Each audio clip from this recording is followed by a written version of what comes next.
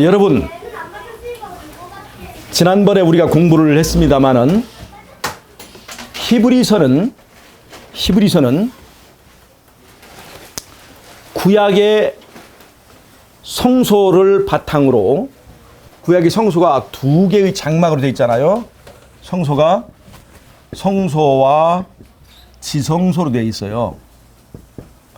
성소와 지성소라고 하는 두 개의 장막으로 되어 있는 성소의 원리를 들어서 히브리서가 말하는 것은 구약과 신약의 역할을 말하는 것입니다. 구약이 4,000년, 신약이 2,000년인데 히브리서는 두 개의 장막 시스템을 통해서 구약과 신약을 설명하고 있어요. 그래서 구약은 여기 성소에 해당되고 신약은 지성소에 해당된다고 이렇게 말하는 것이 히브리서예요. 그러니까 히브리서는 구약과 신약을 성소 원리를 가지고 설명하는 거예요. 구약과 신약이 이렇게 두 개의 장막처럼 2단계 프로세스가 있다는 것을 설명하는 것이 히브리서입니다. 그러니까 히브리서에서 말하고 있는 지성소는 신약 전체를 말하고 있는 거예요. 신약 전체를. 즉 여러분, 말세가 히브리서 방식으로 말하면 신약 전체가 말세라고 하는 겁니다. 말세예요. 그래서 구약의 성소와 지성도로 되어 있는 이 성소 시스템이 구약과 신약의 역할을 말하는 것은 바로 히브리서예요. 그러나 여러분, 이 두 장막 시스템이 더 본질적으로 말하는 것은 신약시대입니다. 신약시대. 이 신약시대를 둘로 나누면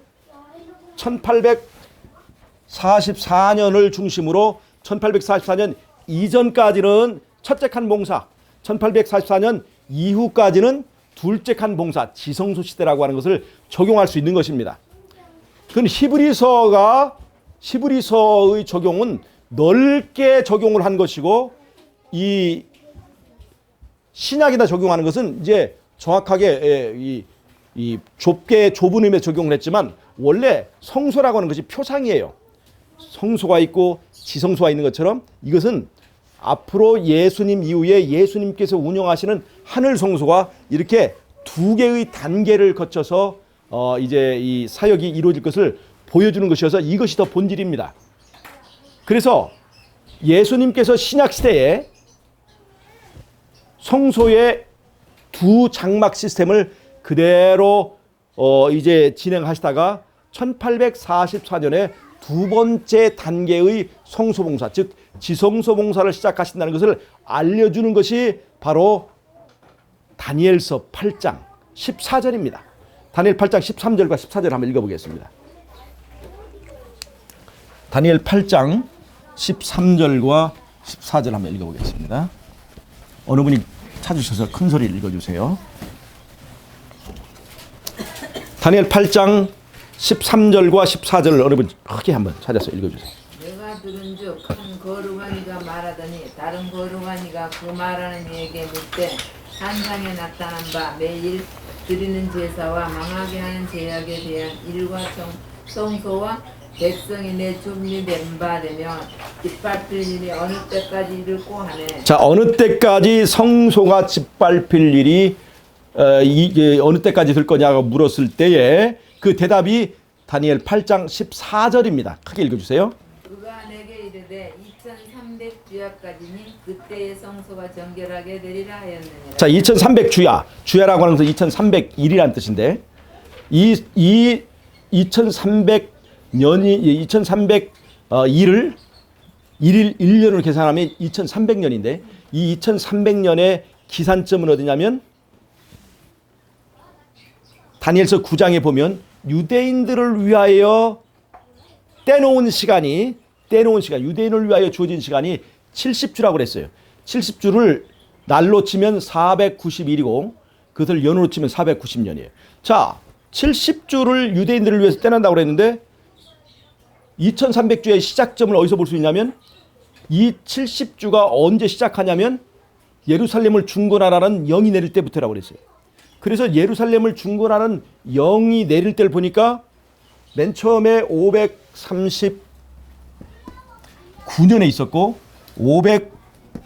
520년에 있었고 그 다음에 457년에 있었는데 1차, 2차, 3차 때 예루살렘에 이 자치령이 내려져서 이 예루살렘을 중건하라는 중건령이 온전케 된 것은 3차 중건령이라 하는 것입니다. 이 457년에서 유대인들이 먼저 빛을 받은 민족이기 때문에 그들을 위하여 490년을 딱 떼어놓으면 AD 34년에 딱 이릅니다. AD 34년. 이때 스데반이 돌 맞아 죽으면서 유대인을 위한 은혜 시가 딱 끝나게 됩니다. 그리고 457년에서 2300년을 더하면 AD 1844년에 이르게 되는 거예요. 이때 성소가 정결케 되리라고 하는 그 말씀이 주어지게 되는데 다니엘 8장에서는 작은 뿔의 세력이 등장하고 작은 뿔이 성전을 짓밟는 얘기가 나와요. 그 작은 뿔에 이제 그 포커스가 맞춰졌기 때문에 그래요. 근데 성소를 정결케 한다고 하는 그 말에 그 실마리는 레위기 16장에 있습니다. 레위기 16장에 보면 대속죄일이 있는데 대속죄일에 성전을 정결케 하는 일이 있어요.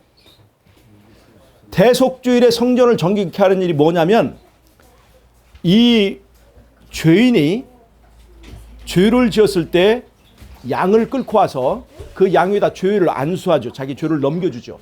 그러면 양이 피를 흘리고 죽습니다. 그래서 그 양이 담당하고 있는 이 죄가 피를 통해서 어디로 가게 되냐면 성소로 들어가게 돼요. 그래서 성도의 고백한 죄들로 인해서 성전이 정결케 되는데 이 성전이 정결케 되는 것을 언제 정결케 하냐면 대속주일에 정결케 하는 거예요. 그래서 지금 정결의 대상은 두 개입니다. 이 성소 제도에서 보여주는 성소를 정결케 하는 것은 성도의 죄로 더럽혀진 그걸로 더럽혀진 죄로부터 정결케 되는 것이 하나가 있고 지금 다니엘서 8장 13절에서 작은 뿔이 성도를 괴롭히는 바로 그것으로부터 정결케 되는 두 가지가 있습니다. 이것을 잘 봐야 돼요. 첫 번째는 성도의 죄, 두 번째는 작은 뿔의 죄. 이 두 가지로부터 성전은 더럽혀지고 있는 거예요. 그래서 성도의 죄로부터 정결케 되는 것과 작은 뿔의 죄로부터 정결케 되는 작업이 이 성소에 필요한 거예요. 자, 그런데 여러분, 그 정결케 하는 것이 바로 1844년부터 있는 이 성전의 정결입니다. 그런데 여러분은 1844년부터 즉 심판이 이루어지는 거예요. 대속죄일이 말하고 있는 그 심판이 이루어지는데 여러분 이것을 잘 이해하셔야 됩니다. 이 심판에 대한 이해를 잘 하셔야 되죠. 이것을 잘못하게 되면 지금 이상구 박사나 또 어떤 사람들의 말처럼 십자가에서 심판이 끝났다 하는 그런 오류들을 주장하게 되는 겁니다. 여러분 원래 인간은요 한 번 심판을 받았습니다. 언제 심판을 받았어요? 원래 우리가 영생이 있었지만 선악과를 따먹으면서 이미 우리의 운명이 선언되었습니다. 그러니까 이미 심판을 한번 받은 거예요. 죽을 운명에 처했습니다. 원래 선악과를 따먹으면서 우리가 영생을 잃었어요. 그리고 심판 이미 한번 받은 겁니다. 인간이 사망에 이르게 된 것은 이미 심판을 받은 거예요. 그런데 여러분 우리에게는 원래 심판이 끝난 거예요. 그런데 우리에게 지금 그것 말고 또 한 번의 심판이 우리에게 있다고 하는 겁니다. 근데 이것은 굉장히 우리에게 고마운 겁니다. 우리의 심판이 끝났어요. 이미 선악과를 따먹고 우리의 운명이 결정된 거예요. 그런데 왜 우리에게 다시 한번 심판이 있겠다고 하는가? 여러분, 심판이 있다고 하는 것은 우리에게 다시 한번 기회가 주어졌다는 것을 말하는 거예요. 우리에게 다시 한번 선택할 수 있는 은혜가 주어졌다는 것입니다. 원래는 선택할 기회가 없는 사람들이었어요. 십자가에서 하나님께서 자기 아들을 잡아서 우리의 죄값을 치르고 우리가 잃어버린 선택권을 다시 한번 우리에게 주신 겁니다. 십자가의 공로 때문에 우리는 다시 한번 천국을 선택할 수 있는 기회가 주어진 것입니다. 근데 여러분, 십자가에서 하나님이 우리에게 준 것은 구원이 아닙니다. 하나님께서 십자가에서 구원을 주신 게 아니에요.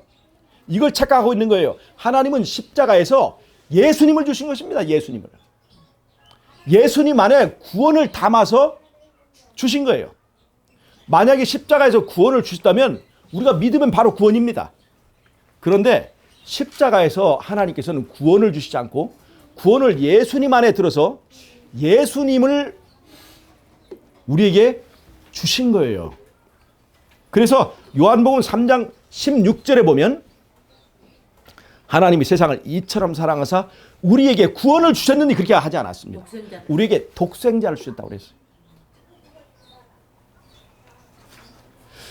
하나님께서 우리를 사랑하셔서 우리에게 땅을 주신 것이 아닙니다. 사람들은 땅을 차지하려고 많은 노력을 기울였습니다. 이 세상에 살던 사람들이 땅을 차지하기 위해서 돈을 벌어서 땅을 사기도 하고, 때로는 힘 있는 사람들이 칼로, 무력으로 이 땅을 차지하기 위해서 전쟁을 벌였고, 그래서 우리가 살고 있는 이 땅에 많은 주인들이 있었습니다. 땅을 차지하려고 했죠. 그런데 그 땅을 차지한 사람은 한 사람도 없습니다. 오히려 땅 속에 다 들어가 버렸어요. 땅이 사람을 다 삼켜버린 겁니다. 이 땅의 주인은 사람이 아니라 하나님이시기 때문에 그렇습니다. 아멘. 여러분, 새하늘과 새 땅의 주인은 누군 줄 아십니까? 하나님. 예수님이에요. 예수님이 피값을 주고 샀습니다. 새하늘과 새 땅의 주인은 예수님이에요. 그래서 하나님께서는 우리에게 새하늘과 새 땅을 주시지 않았습니다. 그 새 땅의 주인인 독생자를 주신 거예요. 여러분, 이것을 아셔야 됩니다. 그래서 우리는 구원을 믿는 것이 아닙니다. 예수님을 믿는 거예요. 사실을 믿는 것이 아닙니다. 예수라고 하는 인격체, 하나님을 믿는 것입니다. 사실을 믿는 것은 지식입니다. 지식은 사람을 바꾸지 못합니다. 그러나 예수를 믿는 것은 예수님을 내 가슴속 가장 중요한 곳에 모셔서 그분이 내 주인이 되게 하는 것입니다. 예수가 내 주인이 되어야 하나님께서 우리를 심판할 때 나를 보지 않고 내 주인을 보고 나를, 그분의 공로를 적용해서 우리를 의롭다 하는 것입니다. 예수님이 나와 아무 상관도 없어요. 주인도 아니고 그저 손님일 뿐인데 그 손님을 보고 나를 의롭다 하는 일은 절대로 없다는 것입니다. 그분이 나의 주인이 되는 것입니다. 나의 남편이 되어야 되는 것이에요. 그분과 내가 어떤 관계를 맺어야 되는 것이에요. 그것이 바로 산 믿음이라고 하는 것입니다. 지식이 아니에요. 사실을 믿는 믿음이 아닙니다. 예수라고 하는 그 사람이 되어서 오신 하나님을 내가 믿고 내 운명을 맡겨서 그분을 내 삶의 주인으로 영접하는 것입니다. 그것이 바로 믿음일 거예요. 그 믿음으로 우리가 믿음으로 말미암는 의를 얻는 것입니다. 아멘. 자, 구원을 받아들이는 건 너무나 쉽죠. 바꿀 필요가 없잖아요. 바꿀 필요가 없어요. 그대로 믿으면 되는 거죠. 지금 이상구 박사나 지금 십자가에서 구원이 끝났다고 하는 사람들은 바로 구원을 믿는 것입니다. 그 사실을 믿는 거예요. 그러나 하나님께서는 예수를 믿기를 원하십니다. 예수를 믿는 믿음에는요, 우리 안에 변혁이 필요합니다. 개혁이 필요해요. 먼저 뭐가 필요해야 돼? 내 안에 주인 노릇하고 있는 주인의 자리에 있는 자아가 죽어야 되는 거예요. 이 안에서 개혁이 일어나야 되는 것입니다. 예수를, 그러니까 하나님께서 예수님이라고 하는 구원자를 우리에게 제공할 때는 내가 회개하기를 기다렸다 제공한 게 아니에요. 하나님이 값없이 무조건적으로 모든 사람에게 다 제공한 것입니다. 그러나 예수를 영접할 때는 예수를 내가 믿고 내 개인의 구주로 영접할 때는 내 안에 어떤 조건이 이루어져야 됩니다. 여러분, 내 안에 지금 왕노릇하고 있는 자아가 죽지 않고 예수를 영접할 수 있습니까? 안 되는 거예요. 자아가 죽지 않은 채로 예수를 믿는다고 하는 것이 바로 그 지식적인 믿음입니다. 중심의 자아가 죽어야만 예수는 내 삶에서 주인이 될 수가 있습니다. 예수님은 문 밖에서 문을 두드릴 뿐이지 절대로 깨뜨리고 들어오지 않아요.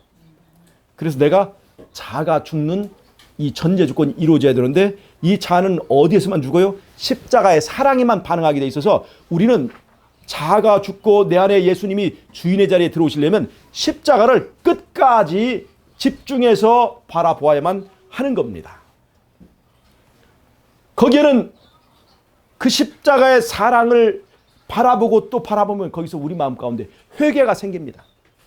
죄를 미워하는 마음이 생깁니다. 그리고 예수님께는 우리가 방향을 바꿔서 가는 거예요. 이 방향을 바꾸지 않고 예수께 나아가지 않고 내가 예수를 믿는다고 하는 것은 다 거짓말이에요. 구원은 값없이 받는 거지만 지극히 조건적입니다. 구원을 취득하는 것은, 예수님을 취득하는 것은 지극히 조건적이에요. 자, 왜 조건적이냐? 하나님께서 구원을 주신 것이 아니라 우리에게 예수님을 주셨어요. 예수를 받아들여야 구원이 내 것이에요. 그래서 이것이 조건적인 거예요. 예수를 받아들이려면 내 안에 정리되어야 될 것들이 있습니다. 내 안에 변화가 일어나야 돼요. 십자가를 통해서 내 삶 속에서 이제 자아가 죽고 죄를 미워하는 마음이 있고 예수가 정말로 필요하게 느껴지고 예수님에 대한 하나님의 품성에 대한 올바른 이해가 있어야 되는 것입니다. 십자가를 통해서 우리는 그것을 이룰 수가 있어요. 전에는 하나님이 독재자로 생각했고 내 자유를 뺏어가는 그런 분이라고 생각했지만 십자가에서 자기 아들 독생자를 아끼지 않고 바치시는 하나님의 모습을 통해서 하나님은 정말로 나를 사랑하시는구나. 하나님은 정말로 내 왕이시구나. 나를 위해 죽을 수 있는 이 세상에 왕이 누가 있냔 말이에요. 이 세상의 대통령이 나를 위해 죽을 수 있습니까? 나를 위해서 죽을 수 있는 왕은, 대통령은 예수님밖에 없는 거예요. 그래서 내가 그 사랑에 끌려서 자아가 죽고 주님은 나의 남편이고 나의 왕이십니다 하고 예수님을 영접하게 되는 거예요.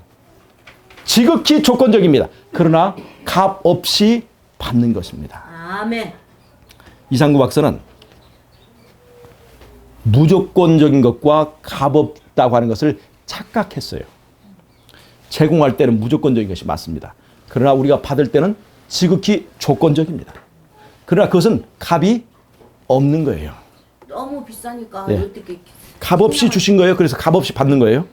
근데 이 조건은 왜 생기느냐? 이게 죄 때문에 생긴 거예요. 하나님의 통치에 대하여 반역하고 하나님의 통치에 대해서 의심하고 한 이 선악과를 따먹는 반역 때문에 하나님은 일방적으로 우리를 구원하고 싶어도 그렇게 할 수 없게 우리가 만들어 놨어요. 그래서 아무리 천국이 좋아도 내가 영접하지 않으면 내 것이 될 수 없도록 하셨습니다. 왜냐하면 천국이라고 하는 것은 예수님의 나라인데 그 예수님의 나라에 가서 또다시 예수님이 나를 독재하는 왕이라고 두려워할 사람들은 그곳에서 절대로 행복할 수 없기 때문에 그 천국에 예수님과 함께 사는 것이 두렵거나 또 이제 그 나라의 율법이 부담스럽거나 한 사람들은 이제 거기에서 억지로 끌어가지 않게 되어 있습니다. 자, 심판이라고 하는 것은요, 십자가라고 하는 은혜가 주어졌기 때문에 심판이 있는 것입니다. 원래는 심판 자체가 우리는 심판받을 자격이 없어요. 심판은 이미 끝났습니다. 자, 심판이란 말은 다른 말로 재판이죠. 재판받을 자격이 없다는 거예요. 이미 끝난 사람들이에요. 그런데 우리에게 다시 한번 재판이 열린다고 하는 것은 희망입니까? 두려움입니까? 이미 죽을 수밖에 없고 사형 선고 받은 사람에게 다시 한번 재판받을 기회가 주어진다는 것은 우리에게 희망인 것입니다. 여러분, 심판이 두렵습니까? 심판은 은혜입니다.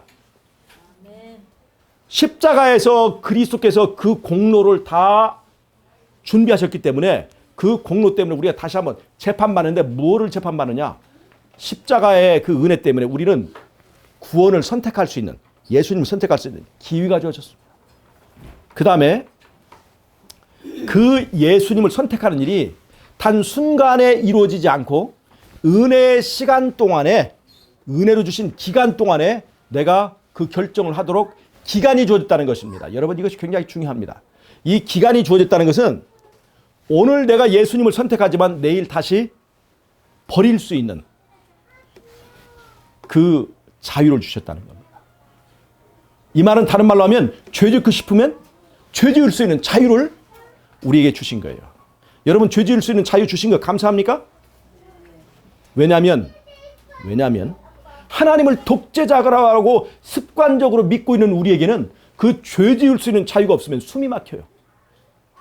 하나님께 가는 것이 두려운 것이에요. 그래서 우리에게 죄 지을 자유를 주셨습니다. 언제까지? 은혜의 기간 동안에 죄 지을 수 있는 자유를 주셨어요. 그러니까 죄 지을 수 있는 자유를 주셨으니까 그 자유를 우리가 어떻게 사용해야 돼요? 신나게 죄 짓는 데 사용을 해야겠죠? 신나게 죄 짓는 데 쓰게 되면요, 예수를 믿는다고 하면서도 내가 죄 가운데 있게 되면, 즉 내가 죄 지을 수 있는 자유를 누리고 있다는 것은 무엇을 말합니까? 예수님을 아직도 영접하지 않았다는 것이에요. 영접하기는 했는데 어정쩡하게 영접하고 있다는 것입니다. 예수님이 아직 주인의 자리에는 앉지 못하셨다.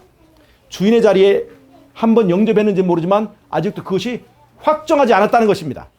누가 확정하지 않은 거예요? 본인이 확정하지 않은 거예요. 자, 인간의 수많은 죄악적 행위, 인간의 모든 죄가 하나님 앞에서 죽을 죄지만 예수를 주인의 자리에 영접한 사람은, 예수를 주인의 자리에 영접한 사람은 그 주인의 공로가 적용되어서 내 모든 죄값이 해결되는 것입니다.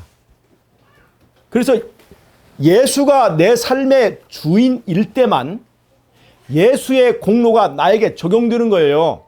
아멘. 그런데 여러분, 아직도 내가 죄 짓는 자유를 누리고 있다면 예수님이 아직도 주인의 자리에 확실하게 자리하지 못하고 있다는 것입니다. 그러니까 예수님의 공로가 적용될 것이 확실합니까? 불확실합니까? 불확실한 거예요. 누가 확정하지 않아서 그렇습니까? 누가 선택하지 않아서 그래요. 내 선택으로 예수님이 아직도 주인의 자리에 확실하게 자리 잡지 못하고 있는 거예요. 앉으시려고 예. 앉으란 말을 안 해. 예, 그러니까 그런 상태에서 예수가 내 선택에 의해서 주인의 자리에 영접되지 않은 상태에서 나는 예수의 공로로 구원받았다고 자랑하는 것은 어리석은 것입니다. 예수님이 자리도 잡지 못하게 있어요. 누구 때문에? 내 선택에 의해서, 내 어리석음 때문에, 내가 세상을 사랑하기 때문에, 내가 죄를 사랑하기 때문에 예수님이 주인의 자리에 앉지도 못하고 아직도 문을 두드리시고 계신데도 불구하고 나는 믿음으로 예수의 공로가 적용되었다. 믿음이라고 하는 것이 뭐냐면 예수님을 내 마음의 왕의 자리에 모시는 건데 그 자리에 예수님이 앉아보지도 못했는데 허무맹랑하게 나는 예수의 공로를 자랑하고 있는 거예요. 여러분, 내가 아직도 죄 지을 수 있는 자유를 누리고 있다면 우리는 우리의 구원을 자랑해서는 안 됩니다. 두렵고 떨림으로 다시 십자가로 나아가야 되는 거예요. 주님, 저는 아직도 죄를 사랑하고 있습니다. 예수님이 내 자리에, 마음 자리에 오셔야 내가 정말 예수님의 공로로 구원받을 수 있는데 저는 세상을 너무나 사랑하고 있습니다. 이 마음을 바꿔주세요 하고 어디로 가야 돼요? 십자가로 가야 되는 것입니다. 십자가 앞에 나가서 두렵고 떨림으로 회개하고 뉘우치고 주님의 은혜를 붙들어야 되는 것인데, 내 마음을 바꿔줄 그 십자가의 은혜를 붙들어야 되는 것인데, 내가 죄지어도 주님은 나를 구원하셔. 내 행위를 보지 않고 은혜로 구원하신다고? 내 행위를 보지 않고 내 안에 주인을 보는 일이 있지만 내가 죄 가운데 있으면서 행위를 보지 않고 은혜로, 은혜가 뭐예요? 은혜가 적용되는 조건이 내 마음에 예수가 주인일 때만 적용되는 거예요. 예수가 내 마음의 주인도 아니면서, 주인을 시켜주지도 않았으면서 죄 지을 자유를 누리면서 예수의 공로를 자랑하는 것은 어리석은 것입니다. 너희가 예수님께서 말씀하셨잖아요. 주여 주여 하는 자마다 다 천국에 들어갈 것이 아니라고 그랬어요. 말로만 주인이지 실제로는 예수님이 아무것도 행할 수 없는 거예요.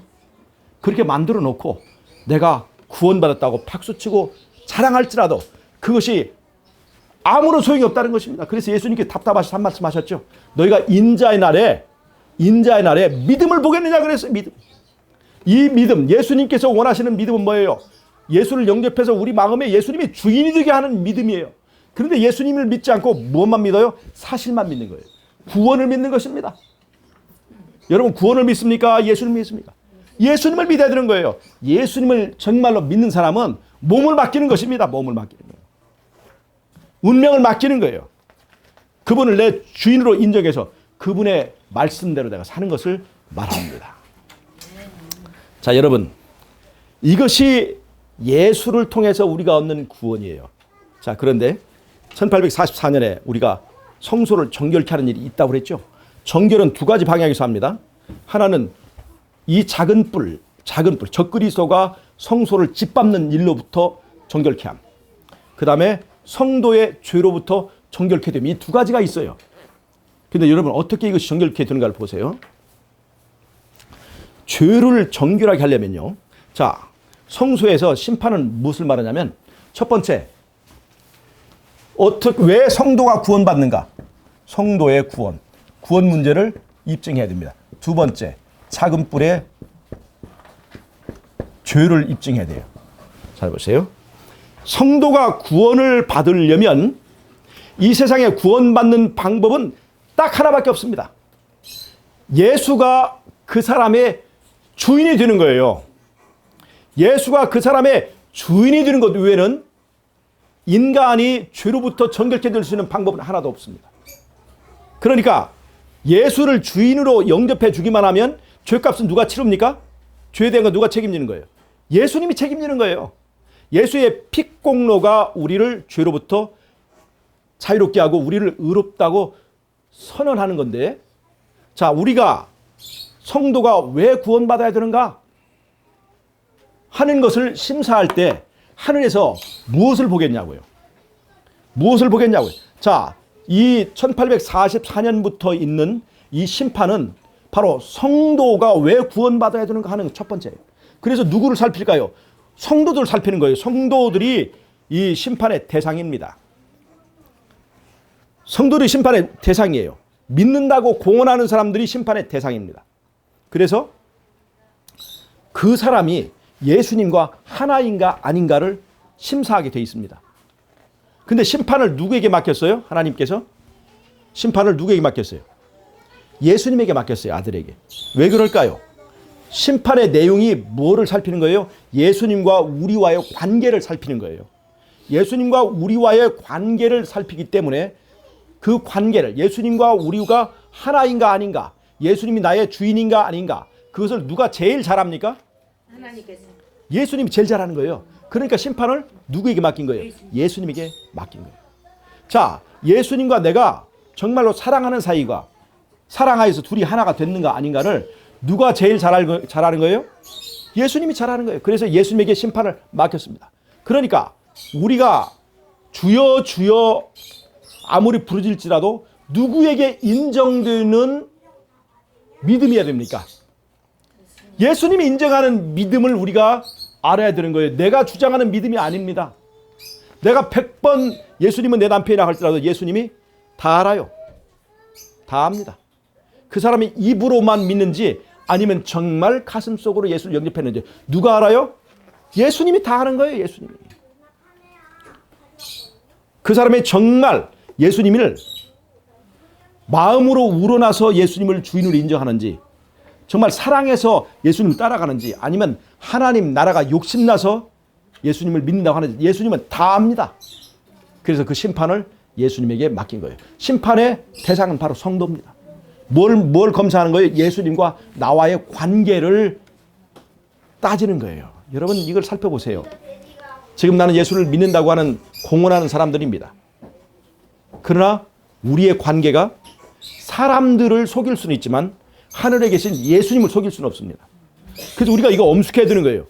내가 믿는다고 해도 이것이 안 통할 수 있다는 것입니다. 로마서에 보면 누구든지 주의 이름을 부른 자마다 구원을 얻으리라. 주여 주여. 근데 여러분, 로마서를 쓸 때 당시에 주의 이름을 부른다는 것은 바로 사형 당하는 것을 말합니다. 로마서를 쓸 때 그때 예수를 주인으로 인정하면 그 자체가 순교당하는 거예요. 그럴 때의 말은 예수님 주로 인정하는 것은 진실성 있는 거예요. 그러나 지금 이 시대에 주여 주여 많이 부르짖지만 그것이 진짜 예수님을 주인으로 인정했는지에 대한 것은 하늘만이 판단하게 되어 있습니다. 그래서 하늘에서 이 심판의 과정 작업이 이루어질 때 우리는 두렵고 떨림으로 그 시간을 지내야 되는 것입니다. 내 자신을 살피는 것에 집중해야 되는 거예요. 여기서 우리가 구원을 믿음으로 내가 예수를 영접했으면 이미 우리는 초막절을 즐길 수가 있어요. 구원의 잔치를 믿음으로 즐길 수가 있습니다. 그러나 내 선택이라고 하는 것은, 내 믿음이라는 것은 언제든지 변할 수 있고 내 선택이라는 것은 언제든지 변할 수 있는 것이기 때문에 항상 내 자신이 연약하게 느낄 때마다 우리는 십자가를 붙들고 십자가의 주님의 은혜를 붙들어야만 된다는 것입니다. 두렵고 떨림으로 내 상태를 살펴야 된다는 것입니다. 그래서 하늘에서 예수님에 의해서 예수님이 너는 내 사랑하는 자녀다. 너는 내 사랑하는 종이다. 너는 내 백성이다 하고 인정될 때에 그 다음에 우리는 심판을 이기고 하나님의 구원에 참여할 수 있게 되는 것입니다. 여러분, 두려워할 것은 나 자신입니다. 하나님을 두려워할 것이 아닙니다. 문제는 어디 생기는 거예요? 내 선택에 의해 생기는 거예요. 내 판단에 의해 생기는 것입니다. 그것이 어리석은 거예요. 내 판단이 어리석을 수 있고 내 선택이 변할 수 있기 때문에 그래서 정말로 두려워할 것은 우리 자신입니다. 우리가 두려울 때는 우리는 어떻게 해야 돼요? 예수님을 붙잡아야 돼요. 바른 선택을 할 수 있도록, 바르게 내가 판단할 수 있도록 예수님께 매어 달려야 되는 거예요. 근데 우리 자신을 믿는 사람, 내 믿음을 믿는 사람, 굉장히 두려운 일입니다. 여러분, 우리는 정말로 부족한 사람들이에요. 우리의 판단은 변할 수 있습니다. 내 믿음을 믿어서는 안 됩니다. 우린 예수님을 믿는 것과 내 믿음을 믿는 것은 다릅니다. 자기 믿음을 믿었던 사람이 있었어요. 그 사람의 이름이 배자로 시작되는데, 예? 배짱 좋은 사람 베드로. 베드로는 자기 믿음을 믿었습니다. 그러나 베드로의 믿음, 배짱 좋았던 이 베드로, 그 믿음이 썩은 새끼들 같다는 것을 금방 알게 되지 않습니까? 여러분, 우리의 믿음도 그렇습니다. 믿음 자랑하지 마세요. 믿음 자랑하면 안 돼요. 우리는 예수님 자랑해야 됩니다. 예수님만 믿는 거예요. 자기 믿음을 믿으면 안 됩니다. 자, 또 하나의 성소에서 이루어진 심판이 뭐냐면 작은 뿔이 성소를 짓밟고 있는 것입니다. 작은 뿔이 성소를 더럽히고 있는 거예요. 이 적그리스도가. 그런데 작은 뿔이 하는 일은 또 뭐냐면 성도를 핍박하는 것입니다. 성도를 핍박하고 성도를 심지어 죽이기까지 하는 그러한 일들이 종교 암흑 시대에 쭉 있었고, 지금도 성도들은 이 작은 뿔에 의해서 영적으로 핍박과 환난을 당하고 있습니다. 여러분, 왜 그런 줄 아십니까? 대속죄일 날에는 염소 2마리가 나옵니다. 그래서 제비를 뽑아가지고 한 마리의 염소는 여호와를 위한 염소라고 해서 거기다가 붉은 띠로 표를 합니다. 그래서 대속죄일 날에 이 여호와를 위한 염소는 백성의 죄값으로 먼저 죽임을 당합니다. 이 두 염소는 뭘 하냐면 내게 대해서 저 사람은 내 백성이라고 주장하는 예수님과 사단, 이 두 왕이에요. 여러분, 나에 대한 소유권을 주장하는 사람이 둘이 있습니다. 이게 누구예요? 사단하고 예수님이에요. 그러니까 사단은 지금 나를 자기 거라고 주장하는 거예요. 즉 자신의 노예라고 주장하는 것입니다. 그러니까 노예에게 일 시키는 사람 주인 정당합니까? 안 합니까? 정당한 거예요. 노예를 핍박하는 것도 자기 소유기 때문에 가능한 거예요. 노예를 죽이기까지 할지라도 그 사람의 노예이기 때문에 법적으로 인정되는 노예에게 주인이 그런 일을 하는 것은 그게 나쁜 일이 아니에요. 그런데 만약에 그 사람의 노예가 아닌데 그 사람을 핍박하면 어떻게 되는 거예요? 잘못된 거예요.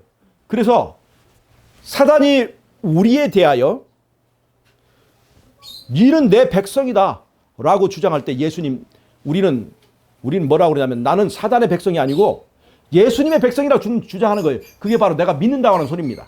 내가 믿는다고 주장하는 거예요. 나는 예수님의 백성이라 하는 거예요. 내가 만약에 예수님의 백성인 것이 입증이 되면 그것은 누구의 죄가 되는 거예요? 사단의 잘못인 거예요. 사단의 죄가 되는 것입니다. 즉 자기 백성도 아닌데 예수님께서 피로 사신 그 백성인데 사단이 마냥 핍박하고 그를 죽이고 했다면 그에 대한 것은 그 책임은 누가 져야 되냐면 사단이 져야 되는 거예요. 그래서 성도에 대해서 심사하게 됩니다. 이 사람의 주인이 누구냐? 아까 구원받는 조건도 예수님이 나의 주인이라는 것이 입증돼야 되는데 사단을 심판하는 것도 똑같습니다. 너의 주인이 누구냐 하는 것을 심사받는 거예요. 즉 내 주인이 예수님이라고 하는 것이 확실하게 인정이 되면 나에 대하여 핍박하는 사단의 모든 죄가 인정이 되어서 그 하나 남아있는 아사셀 염소는 바로 사단을 상징하는데 사단이 이 모든 죄를 지고 성소에서 재판장에서 쫓겨나게 되는 거예요. 이것이 바로 성소가 정결케 되는 하나의 메커니즘을 말합니다. 즉 성소에서 성도의 죄로 더럽혀진 성소가 정결케 되는 과정과 작은 뿔이 성도를 괴롭히고 그 다음에 성전을 짓밟는 그 두 가지 죄로부터 정결케 되는데 성도가 구원받는 조건도 예수님이 우리의 주인이라는 것이 인정받아야 되는 거고 작은 뿔의 죄가 인정되는 것도 내가 예수님의 백성이라는 것이 인정될 때 가능한 것이기 때문에 성도를 대상으로 이 조사 심판, 지성소 심판은 이루어집니다. 그래서 내가 예수님의 백성이라는 것이 인정될 때 나는 구원 얻을 자격도 인정되는 거고 또 하나 나를 핍박한 사단도 그 죄가 인정이 되어서 성전으로부터 쫓겨나게 되어서 성소가 정결케 되는 모든 작업이 마무리가 된다는 것입니다. 자, 여러분 이해를 하시겠습니까? 네. 그리스도의 공로가 있고 나에게 자유가 주어졌기 때문에 그것에 대한 심판이 주어지는 거예요. 만약에 그리스도의 십자가의 공로가 없었더라면 우리는 다시 한번 재판받을 기회가 없습니다. 다시 한번 심판받을 기회가 주어지지 않는 거예요. 그러니까 우리에게 심판이 주어진다고 하는 것은 굉장한 특권입니까? 아닙니까? 굉장한 특권인 거예요. 여러분 대법원에서 사형이 확정된 사람에게 재심이라는 것이 이루어질 수 있어요. 이 사형 날짜를 받은 사람에게 재심 또 한 번의 재판이 열린다는 것은요. 살아날 수 있는 길이 열린 거예요. 여러분 에덴 동산에서 우리는 죽을 수밖에 없고 사형이 확정된 사람인데 우리에게 다시 한번 재심이 이루어지는 것이 이거는 우리에게 희망입니다. 우리가 다시 한번 이제 살아날 수 있는 기회가 주어진 거예요. 그래서 이제 우리가 성소에서 일어나는 이 조사 심판을 우리에게 다시 한번 주어진 희망의 기별로 드려야지 하나님께서 우리를 십자가에서 구원해 주셨는데 무슨 심판이야? 그렇게 이해하면 안 됩니다. 십자가의 공로가 주어졌기 때문에 우리에게 다시 한번 재심이 이루어지는 거예요.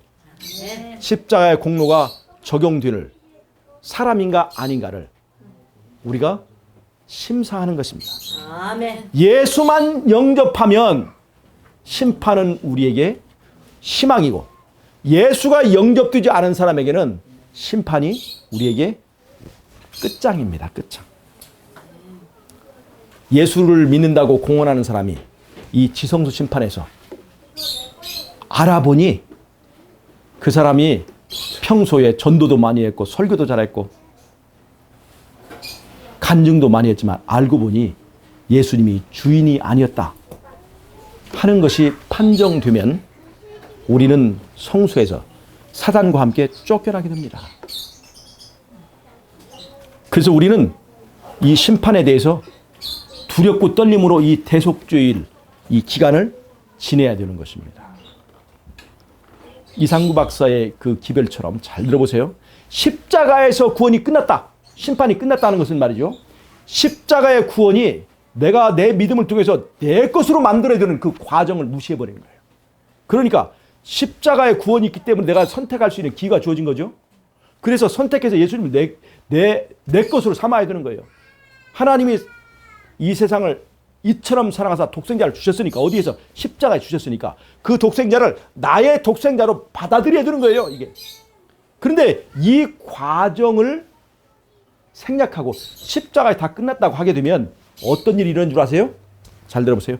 하마터면 구원 얻을 뻔한 사람이 되는 거예요. 하마터면 구원 얻을 뻔한 사람이. 여러분, 이렇게 이제까지 믿고 이제까지 달려와서 하마터면 구원 얻을 뻔한 사람이 되고 싶습니까? 그처럼 불쌍한 사람이 어디 있겠어요. 십자가에서 여러분 끝나지 마시기 바랍니다. 그 십자가의 구원이 내 것이 되는 그 과정이 우리에게 남아있어요. 그것이 바로 믿음이에요. 십자가에서 다 이룬 것을 끝나지 않고 그것이 어디에서 다 이루어야 돼요? 내 안에서 다 이루기까지 우리는 절대로 겸손함을 잃어버려서는 안 됩니다. 그때까지 자기를 자랑한 일이 있어서는 안 되는 거예요. 아멘. 여러분, 우리 자신을 믿어서는 안 됩니다. 우리의 믿음도 믿어서는 안 됩니다. 사건을 믿어서는 안 돼요. 예수를 믿어야 되는 것입니다. 아멘. 그래서 예수의 구원이 내 구원이 될 때까지, 예수의 부활이 내 부활이 될 때까지 정말로 우리가 뒤의 것은 잊어버리고 앞에 있는 표대를 향해서 겸손한 마음으로 달려가는 저 여러분이 되시길 바랍니다. 이 길들을 방해하기 위해서 앞으로 계속해서 이설들을 우리 앞에 둘 것입니다. 하마터면 구원 얻을 사람. 이걸 누가 제일 좋아해요? 사단이 좋아하는 거예요. 하마터면 구원 얻게 만드는 거예요. 하마터면 구원 얻게 아니라 하마터면 구원 얻을 뻔한 사람. 하마터면 구원 받을 뻔했던 사람. 이거 사단이 원하는 겁니다. 그래서 지금 이상구 박사나 또 다른 장로들의 어떤 기별들 가운데 이미 십자가에서 구원이 끝났다, 확정됐다 말하고 하는 것은 정말로 잘못된 것입니다. 백성들로 하여금 분별 못하게 하는 겁니다. 여러분, 우리의 운명은 누가 결정하는 거예요? 내가 결정하는 거예요.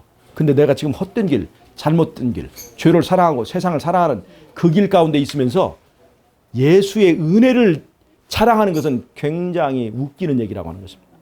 여러분, 오늘 또 우리 자신을 살피면서 십자가에서 내가 정말로 예수를 영접해서 구원받기를 바라는 예수님이 우리를 기다리고 있다는 것을 여러분 잊지 마시기 바랍니다. 이 안식일에 예수님이 우리를 만나고 싶어 해요. 내가 즐기는 세상에서 잠깐 생각을 돌이켜서 예수를 생각하고 그분을 만나주기를 바라는 것입니다. 그분의 얘기를 들어주기를 바라는 것입니다. 아멘. 귀 기울이는 이 안식일에 하나님의 말씀에 귀 기울이고 예수님의 속삭임에 귀 기울이는 저와 여러분이 되시기를 바라면서 오늘의 말씀을 마치도록 하겠습니다. 아멘. 자, 기도하고 마치도록 하겠습니다. 하나님 우리 아버지, 죽을 수밖에 없었고 심판이 끝났지만 우리에게 다시 한번 기회를 주시고 다시 한번 심판받을 수 있는 자격을 주셔서 감사합니다. 연약한 우리 자신을 다시 한번 살피고 십자가로 갈 때에 십자가의 은혜가 우리를 붙들어 주셔서 우리가 겸손하게 하시며 우리가 우리 자신의 연약함을 인정하는 회개하고 자백하는 사람들이 되게 하셔서 주님의 은혜로 마음이 변화되고 우리 안에서 예수가 영접되어서 오늘 우리 안에 예수의 나라가 서는 기쁘고 복된 이 안식을 들 수 있도록 축복해 주시기를 예수님의 이름으로 기도하옵나이다. 아멘. 예수님 오시. 감사합니다.